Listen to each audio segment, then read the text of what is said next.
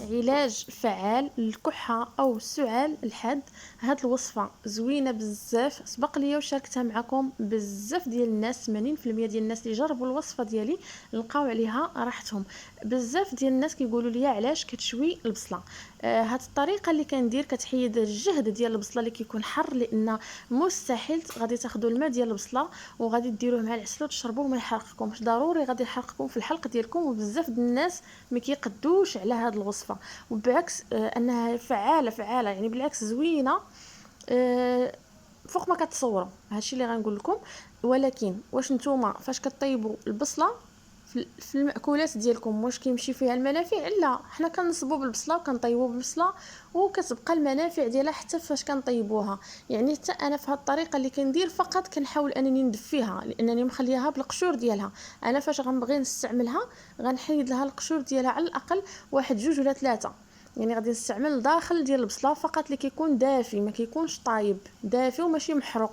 اللي كيتحرق فقط القشر اللي كيكون على برا فقط، وهي كتدفى وكنحيدوا لها داك الجهد اللي كيكون اللي كيعطي داك الحروره، لان ما بغيناش نطيبوها، حنا فقط بغينا غير ندفيوها.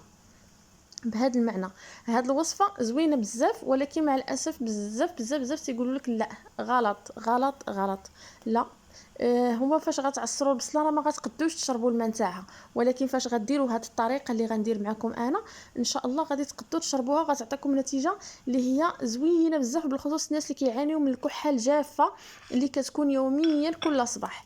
غادي ناخذ بصله بعد ما كنشويها كما كتشوفوا، انا غادي نقيها، غنحيد لها القشر اللي عندها على برا. شوفوا غادي ناخذ الداخل ديالها، شوفوا هي ما طيباش 100%، ولكن حاولنا يعني اننا نحيدوا لهداك الجهد اللي كيكون داك الحروريه اللي كتكون فيها، وفي نفس الوقت المنافع ديالها كامله باقه. غادي نحاول انني نقيها على هذا الشكل، نحاول نحيد القشور لان كتكون سخونه. بطبيعه الحال كما تقدوا هذه الوصفه تاخذوها، يعني حتى تبغيو تنعسوا ان شاء الله وقت النوم كنشويوها اولا كنحاولوا اننا نسخنوها ونديروا هذه الوصفه ونشربوها ونعسوا. انتم غتشوفوا يعني غادي نحاول نحك انا هذيك البصله. هذه طريقه شاركتها معكم سهله، حكوها. وغادي ناخذوا البصل ديالنا وغادي نصفيوه، يعني نحاولوا اننا نصفيوه حتى يخرج لنا فقط الماء. حنا محتاجين الماء البصل، المنافع ديال البصل باقه كامله.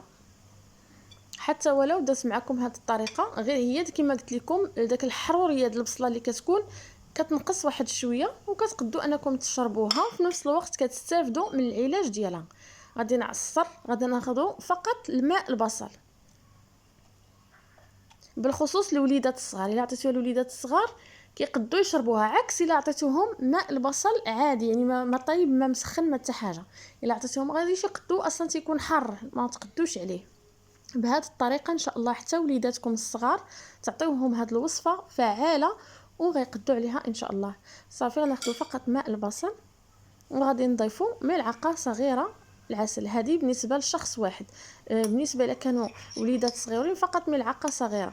يعني غادي نخلطوا ملعقه صغيره العسل مع ماء البصل مزيان حتى يندمجوا. كما قلت لكم بالنسبه للكبار غتاخذوا هذا الشيء كامل اللي خلطنا، داك الماء كامل اللي خرج من بصله واحده وملعقه صغيره عسل. الا كانوا وليدات صغار كنعطيهم فقط ملعقه صغيره. وصفه فعاله جدا على ضمانتي، كنشاركها معكم ديما. هاد الوصفه زوينه بزاف وسهله، كنتمنى تجربوها بالشفاء للجميع.